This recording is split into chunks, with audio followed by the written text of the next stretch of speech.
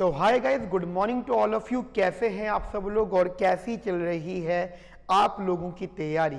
दोस्तों आज हम लोग बात करेंगे आपके इकोनॉमिक्स ऑनर सेमेस्टर 2 के एक बहुत ही इंपॉर्टेंट सब्जेक्ट के बारे में जिसका नाम है मैथमेटिकल मेथड्स इन इकोनॉमिक्स।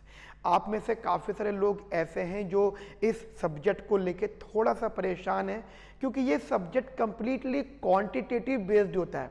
मतलब यहाँ पे आपसे एक तो प्योर मैथमेटिक्स पूछी जाती है और साथ ही आपसे इकोनॉमिक एप्लीकेशंस भी पूछी जाती हैं। तो आप में से काफ़ी सारे लोग हैं जो मुझे मैसेज कर रहे थे कि सर आप प्लीज़ हमें इम्पॉर्टेंट टॉपिक्स की, मैं हर सब्जेक्ट के इम्पॉर्टेंट टॉपिक की लिस्ट बताता हूँ। तो आज मैं आपको एमएमई यानी मैथमेटिकल मेथड्स इन इकोनॉमिक्स के सब्जेक्ट की इंपॉर्टेंट टॉपिक की लिस्ट बताऊंगा। और वो टॉपिक की लिस्ट में एवं नहीं बोल रहा हूँ, मैंने बाकायदा आपके प्रीवियस ईयर पेपर्स को, वैसे तो आपका सिलेबस रिसेंटली चेंज हुआ है लेकिन जो आपका मतलब सिलेबस चेंज नहीं हुआ है, सिलेबस का पैटर्न और नेचर चेंज हो गया, ठीक है। लेकिन जो सिलेबस है वो पिछले 10-12 सालों से दोस्तों सेम है। आपके इकोनॉमिक्स ऑनर्स में सेमेस्टर 1 सेमेस्टर 2 में मैथमेटिक्स, और अब जैसे अब तो सेमेस्टर 3 में भी है, तो उन्होंने थोड़ा सा एक्सपेंड कर दिया है, बातों को स्प्लिट कर दिया है, स्प्लिट करके एक्सपेंड करा है। बट पिछले 10-12 सालों से जो सिलेबस है, जो रीडिंग है वो सेम है। तो मैंने वही आपके सिलेबस को एनालाइज करा, जो जो क्वेश्चंस वाले सिलेबस वाले थे उनको एनालाइज करा और आप लोगों के लिए लिस्ट बनाई है।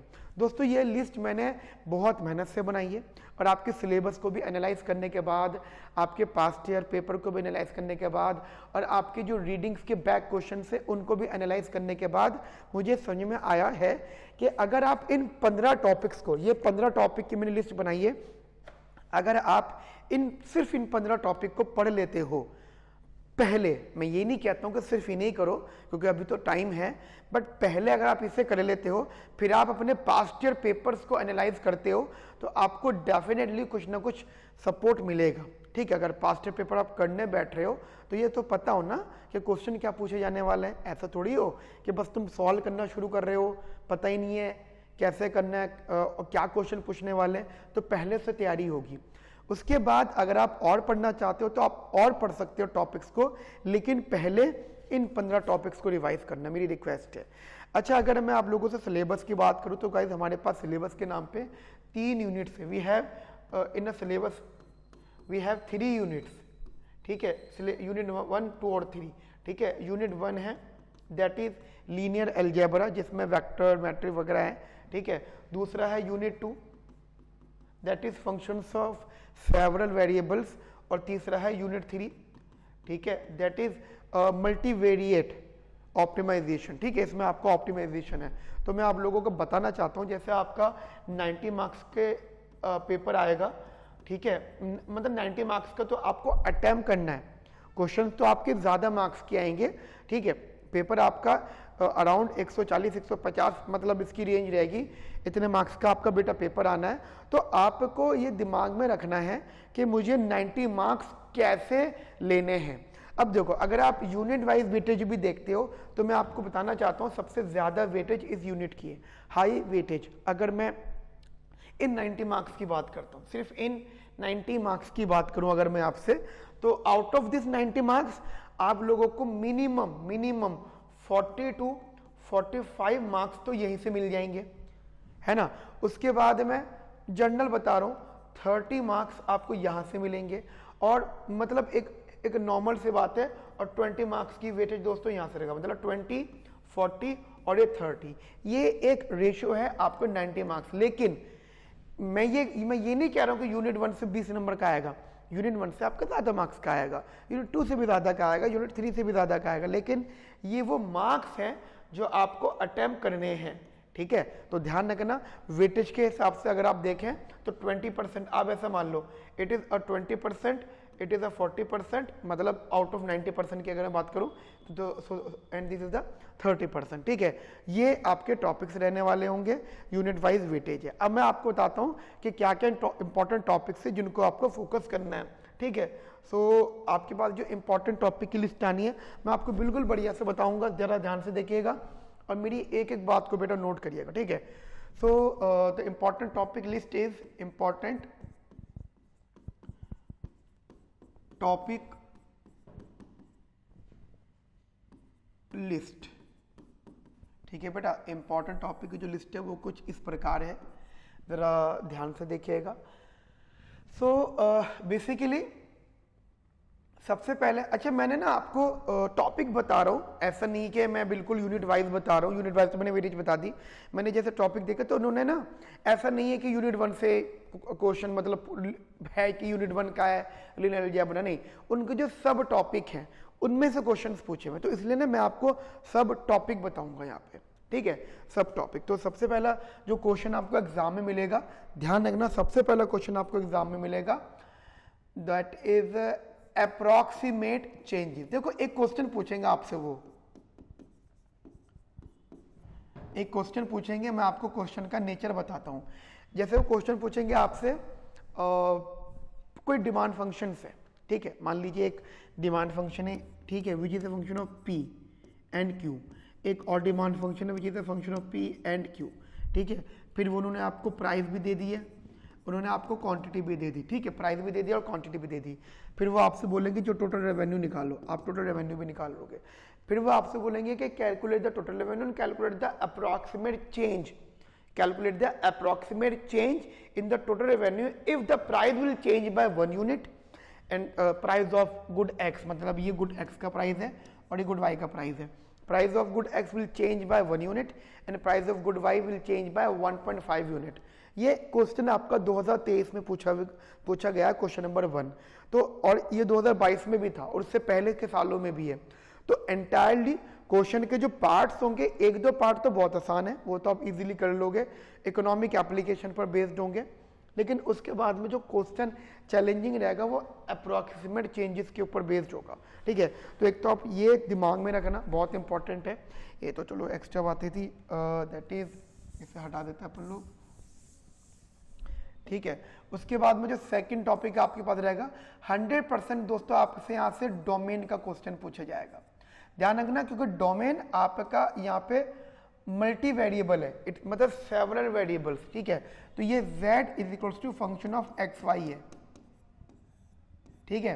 तो आपसे जो डोमेन पूछा, यहाँ पे इसलिए सिर्फ डोमेन ही पूछा जाएगा, रेंज का क्वेश्चन नहीं आएगा। तो इस टाइप के फंक्शन में आपसे डोमेन के बारे में पूछा जाएगा। इवन अब देखो यहाँ पे एक छोटी सी बात आ जाती है कि सर हम तो सेल्फ स्टडी कर रहे हैं। देखो यहाँ पे ना दो प्रकार के लोग हो सकते हैं, या तो वो लोग हैं जो किसी न किसी कोचिंग इंस्टीट्यूट से जुड़े हुए, ठीक है, या तो भैया आप किसी न किसी कोचिंग संस्थान से जुड़े हुए हो, कोई भी आपने ज्वाइन कर रखा है और आप उनसे पढ़ रहे हो तो ठीक है, वो जैसा पढ़ा रहे हैं आप पढ़ते रहो। लेकिन अगर आपने किसी भी कोचिंग इंस्टीट्यूट से नहीं पढ़ाई करी है, अगर आप कहीं से भी नहीं जुड़े हुए हो, तो फिर दिक्कत है आप लोगों के लिए। तो मैं आपको अब यहाँ पर छोटा सा सजेशन दूंगा कि सेमिकॉन क्लासेस ने, मतलब हम लोगों ने एक डिसीजन लिया कि आपको जो एमएमई का कोर्स है, देखो एमएमई का जो कोर्स था अपने पास में ये कॉस्ट थी 5500, बट मैं आपसे, हम लोग ने 100% फ्री कर दिया है, आपसे कोई भी चार्ज यहाँ पे नहीं लिया जाएगा, मतलब हम लोग अपनी सर्विस का चार्ज नहीं लेंगे। हाँ, इन केस अगर एप्लीकेशन, देखो एप्लीकेशन होती है, आउटसोर्स करते हैं हम लोग, तो वो एप्लीकेशन वाले जो स्टूडेंट को लाइसेंस प्रोवाइड करते हैं तो उसके लिए कुछ चार्जेस लेते हैं, वो जो भी होगा बहुत नॉमिनल से होता है, बस वही आपको पे करना है, क्योंकि वो हमें भी पे करना होता है अगर हम किसी भी एक स्टूडेंट को लाइसेंस देते हैं। बट मैं आपसे अश्योर करता हूं कि ये हमारी साइड से फ्री है, हम लोग अपनी सर्विस का इसमें कुछ चार्ज नहीं करेंगे। इसमें आपको कंप्लीट सिलेबस हम लोग यहाँ पे प्रोवाइड करेंगे, है ना। तो और जिसमें जो भी टॉपिक्स मैं आपको बता रहा हूँ सारे टॉपिक्स बेटा कवर्ड होंगे विद द डिटेल, मतलब पूरा सिलेबस ही उसमें कवर्ड होगा। समझ में आई मेरी बात आपको या नहीं, पहले ये सब बता दो मुझे, क्लियर है, ठीक है। तो ये मैंने बीच में आपको एक चीज़ ऐसी बता दी क्योंकि काफ़ी सारे लोग ऐसे हैं जो सेल्फ स्टडी कर रहे हैं। देखो सेल्फ स्टडी करना बुरी बात नहीं है, बट सेल्फ स्टडी करते हुए ये ना हो कि आपके नंबर कम हो जाए, ठीक है। तो ये चीज़ थोड़ी सी ध्यान रखना। अच्छा, वेक्टर, अब अगला टॉपिक है वेक्टर से रिलेटेड, लेकिन वेक्टर 12th वाला वेक्टर नहीं आएगा, ठीक है। आपसे वो एक एप्लीकेशन पूछेंगे, एक इकोनॉमिक मॉडल देंगे, इकोनॉमिक एप्लीकेशन पर बेस्ड होगा। ध्यान रखना आपके पेपर में इकोनॉमिक एप्लीकेशन बेस्ड क्वेश्चन है, तो आपसे एक इकोनॉमिक मॉडल की बात करेंगे और उसमें ध्यान रखना आप वेक्टर कंसेप्ट यूज होगा, ठीक है, दैट इज एप्लीकेशन, मतलब इकोनॉमिक बेस्ड एप्लीकेशन। यहाँ पे इकोनॉमिक बेस्ड एप्लीकेशन। और वो आप बोलोगे सर ये कैसे करें, तो अगर आप सेल्फ स्टडी कर रहे हो तो आपको ना बुक में देखो, बुक तो आपको आपने परचेज करी हुई होगी, बुक में ना आपको वेक्टर थ्योरी के बाद में, वेक्टर कंसेप्ट के बाद में आपको डेफिनेटली क्वेश्चंस मिल जाएंगे। अच्छा एक सजेशन देता हूं, सेल्फ स्टडी कर रहे हो तो एक बुक आती है आर.एस. भारद्वाज, ठीक है, एक बुक आती है आर.एस. भारद्वाज, ये बुक आप अरेंज कर सकते हो। इसमें बढ़िया तरीके से इकोनॉमिक एप्लीकेशन के कंसेप्ट दे रखे हैं और इवन आपका वेक्टर में भी आपको इकोनॉमिक एप्लीकेशन मिलेगा। उसके बाद में 100% गारंटी जो क्वेश्चन आने वाला है दैट इज होमोजीनियस, ये मेरी गारंटी है, होमोजीनियस एंड होमोथेटिक, होमोजीनियस एंड होमोथेटिक, ये क्वेश्चन दोस्तों यहां से डेफिनेटली पूछा जाएगा। कैसा है, होमोजीनियस एंड होमोथेटिक। मैं फिर रिपीट करूं अपनी बात को, होमोजीनियस एंड होमोथेटिक, यहां से क्वेश्चन आपसे डेफिनेटली पूछा जाएगा, ठीक है, होमोथेटिक एंड होमोजीनियस क्वेश्चंस, ठीक है। जैसे कि आपको एक आपको फंक्शन दे देंगे, ठीक है, इसमें कहेंगे कि बताओ फंक्शन होमोजेनस है या नहीं है, फिर इसके होमोथेटिक कंसेप्ट पूछेंगे, फिर इससे इकोनॉमिक एप्लीकेशन कनेक्ट कर देंगे, बोलेंगे इकोनॉमिक रिटर्न्स टू स्केल बताओ, generally constant returns to scale ही होता है, बट मतलब आईआरएस भी होता है, सीआरएस भी होता है, डीआरएस भी होता है, बट जो मैंने क्वेश्चन देखे वो सीआरएस के ज़्यादा देखे, तो ये यहाँ से क्वेश्चन फ्रेम हो सकता है। उसके बाद में बेटा अब एक और इम्पॉर्टेंट टॉपिक है आपके पास में, that is linearly dependent and linearly independent, linearly dependent and linearly independent, ठीक है, 100% पूछा जाएगा ये, और ये वेक्टर से कनेक्टेड है, linearly dependent and linearly independent, तो यहाँ से क्वेश्चन ही पूछा जाएगा। मैं एक बार ये लिस्ट आपको दिखा देता हूँ, प्लीज मेरे साथ साथ लिस्ट को कॉपी करिएगा, ठीक है। उसके बाद में अपन लोग आगे बात करते हैं। देखो एक छोटा सा क्वेश्चन और यहाँ पे आएगा वेक्टर में, वो लोग आपको क्या करेंगे, 2 वेक्टर्स देंगे, उस वेक्टर से रिलेटेड कुछ क्वेश्चन होगा, वेक्टर से रिलेटेड इजी क्वेश्चन होगा, कोई टफ नहीं होगा, बट वो आपसे एक चीज और पूछेंगे, ऑर्थोगोनैलिटी, ठीक है, क्या चीज, ऑर्थोगोनैलिटी, तो ठीक है, वहां से क्वेश्चन आपसे पूछा जाएगा ऑर्थोगोनैलिटी या ऑर्थोगोनल, ठीक है। ये जैसे आपको पता है ना कि 2 वेक्टर परपेंडिकुलर होते हैं आपस में, 2 वेक्टर्स कैसे होते हैं, परपेंडिकुलर, तो ये आप परपेंडिकुलरनेस बता रहे हो यहाँ पे 2 वेक्टर्स की। उसके बाद में टॉपिक आपका बेटा यहाँ पे मैच होता है, the topic name is the Leontief system. मैंने इसके भी क्वेश्चन बहुत सारे आपके प्रीवियस ईयर में देखे, लियोन्टिफ सिस्टम, ठीक है, प्रीवियस ईयर में मैंने लियोन्टिफ से रिलेटेड भी क्वेश्चंस देखे हुए हैं, तो मुझे लगता है कि पेपर में इसका आने के चांसेस हैं, बहुत ही ज़्यादा चांसेस हैं इसके पेपर में आने के, ठीक है। उसके बाद में एक टॉपिक है अपने पास, that is maxima minima, maxima minima and global max. ये मैंने देखो ये ना आपका यूनिट 2 और यूनिट 3 का कॉम्बिनेशन है, यहां से यूनिट 2 और यूनिट 3 कंबाइंड है, तो ग्लोबल मैक्सिमम और ग्लोबल मिनिमम। यार देखो जब तुम यूनिट नंबर 2 पढ़ रहे होगे, फिर इससे के बाद यूनिट नंबर 3, क्योंकि यूनिट नंबर 3 के अंदर कंप्लीटली आपका लेग्रांज मल्टीप्लायर वाला टॉपिक है, कंस्ट्रेंट एंड अनकंस्ट्रेंट ऑप्टिमाइजेशन। लेकिन जब तुम लोग यूनिट नंबर 2 पर आओगे तो यूनिट नंबर 2 के अंदर आपको काफ़ी सारे ऐसे कंसेप्ट मिलेंगे जिसमें से वो आपसे जनरली मैक्सिमा मिनिमा कंसेप्ट ही पूछने वाले हैं, ठीक है, कोई दो राय नहीं है इसमें कि वो ऐसा ना पूछें, कंफर्म वो आपसे ये 2 क्वेश्चंस पूछेंगे, तो दिमाग में रखना ये सारी बातें। उसके बाद में एक 9th टॉपिक है अपने पास, ठीक है, 9th टॉपिक बेटा that is concavity and convexity, concavity and convexity, और इसी के साथ में टॉपिक और ऐड करेंगे वो दैट इज कॉजाई कॉन्केव, ठीक है, कॉजाई कॉन्केव, वो यहाँ पे भी एक टॉपिक आपसे ऐड करेंगे, कॉजाई कॉन्केव। उसके बाद में बेटा यहाँ पे क्वेश्चन ऐड होगा यूनिट नंबर 1 से, दैट इज लेवल कर्व। ये मैंने क्वेश्चन देखा है लेवल कर्व का, इवन हर साल। तो ये भी एक इंपॉर्टेंट क्वेश्चन है लेवल कर्व। कुछ नहीं होता लेवल कर्व, बहुत इजी होता है। व्हेन यू आर, मान लो आपके पास z फंक्शन ये होता है, देखो मैं आपको बिल्कुल शॉर्ट में समझा रहा हूँ, डिटेल तो आगे चल के होगी। अगर ये वैल्यू किसी भी कांस्टेंट वैल्यू के बराबर हो जाता है तो वहां से आप लेवल कर्व को ड्राइव कर सकते हो, ठीक है। ये बिल्कुल शॉर्ट में मैंने आपको बताया, डिटेल जब आप पढ़ोगे तो आपको चीज़ें क्लियर होंगी। तो ये चीज़ आप अपने दिमाग में रखना। उसके बाद में 11th क्वेश्चन है अपने पास, 11 टॉपिक दैट इज वेक्टर से ही आइगन वैल्यूज एंड बहुत इजी है ये, eigen values and eigen vectors. देखो मान लो अपने पास में एक वेक्टर होता है, ठीक है, एक मतलब मैट्रिक्स कह लो, वेक्टर कह लो, मैट्रिक्स कह लो, ठीक है। तो आप जब i माइनस ए, मतलब जब इसको सॉल्व करते हो तो ध्यान रखना जनरली, अरे ओके एक मिनट, हाँ, तो आइगन वैल्यूज और आइगन वेक्टर्स, तो जो एक ना लैम्डा वैल्यू होती है, एक आपकी यहाँ पे लैम्डा वैल्यू होती है a माइनस का लैम्डा ए आई, ये कुछ ऐसा a माइनस का लैम्डा आई, ठीक है, और ये इक्वल्स टू 0 रहता है। तो आप यहाँ से लैम्डा की वैल्यू निकाल लोगे, so this is the eigen value. और अगर आप वहां से इस मैट्रिक्स को निकाल लोगे, so this is the eigen vector. तो ये कंसेप्ट रहने वाला होगा। मैं तो बहुत शॉर्ट में बता रहा हूँ, ये जनरली बहुत डिटेल में है, मेरी क्लासेस में भी आपको मिलेगा, और अदरवाइज अगर आप किसी से पढ़ रहे हो तो ये वहां पर भी आपको बढ़िया बढ़िया मिलेगा, ठीक है। तो ये कि आपका 11 टॉपिक है। उसके बाद में बेटा आपके पास एक और जो है टॉपिक ऐड होगा, देखो इकोनॉमिक एप्लीकेशन है, ठीक है, इकोनॉमिक एप्लीकेशन है।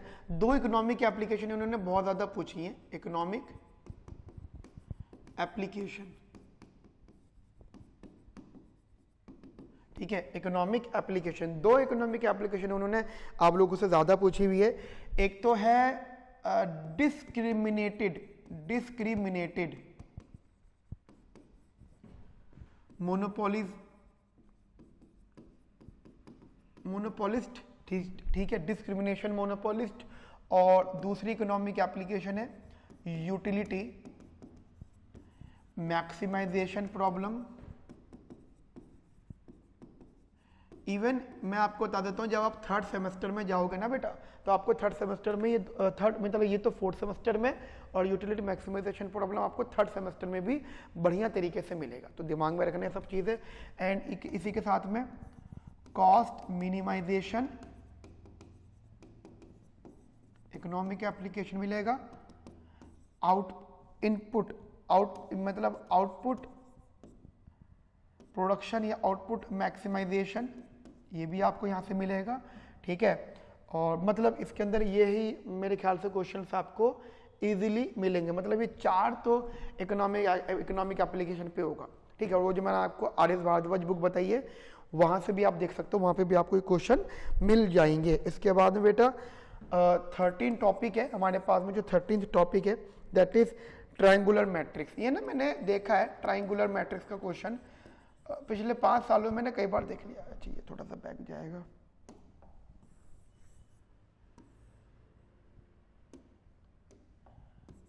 ट्रायंगुलर मैट्रिक्स, ठीक है, ट्रायंगुलर मैट्रिक्स, ये मैंने काफी बार क्वेश्चन आपके एग्जाम में देखे हैं। इसके बाद में बेटा एक और टॉपिक ऐड होता है दैट इज 14 टॉपिक, एक्चुअली मैंने 15th वाले में याद कर दिया, दैट इज लैग्रांज मल्टीप्लायर।